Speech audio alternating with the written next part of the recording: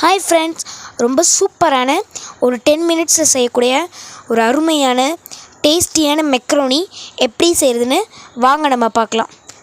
கடாய் சூடான பிறகு எண்ணெயை ஊற்றிக்கலாம். நல்லா சூடான பிறகு வெங்காயத்தை சேர்த்துக்கலாம். ஒரு வெங்காயத்தை சேர்த்துக்கலாம். ஒரு பெரிய சைஸ் வெங்காயம் இல்லை ஒரு மீடியம் சைஸ் வெங்காயம் சேர்த்துக்கலாம்.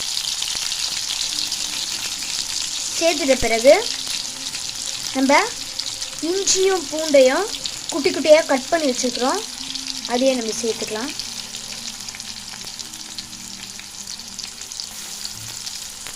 இதை நம்ம நல்லா வதக்கிக்கலாம். கலர் சேஞ்ச் ஆகிட்ட பிறகு நம்ம தக்காளி போட்டுக்கலாம். சேஞ்ச் ஆன உடனே நம்ம தக்காளி சேர்த்துக்கலாம்.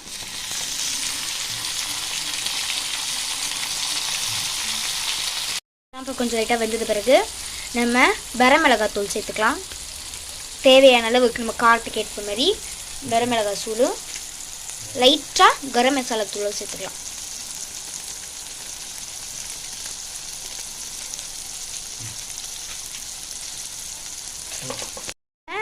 கரம் மசாலாவும் வரமிளகாய் தூளும் சேர்த்து ஒரு ஒரு ஒரு 10 செகண்ட்ஸ் கழிச்சு நம்ம உப்பு சேர்க்கலாம்.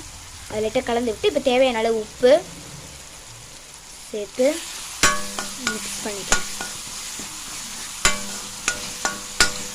இன்னும் கூட உங்களுக்கு தேவையானதா உங்களோட உப்புலாம் உங்களோட தேவைக்கு ஏற்ற மாதிரி நம்ம சேர்த்துக்கலாம்.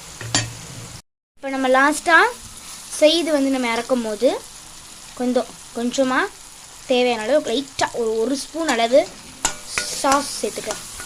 டொமேட்டோ சாஸ் சேர்த்துக்கலாம். இப்போ சாஸ் சேர்த்து நம்ம நல்லா மிக்ஸ் பண்ணிக்கலாம்.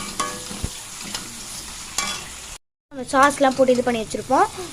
லாஸ்ட்டாக 250 கிராம்ஸ் அளவு நான் பாஸ்தா வேக வச்சுருக்கேன், அதை நம்ம சேர்த்துக்கலாம்.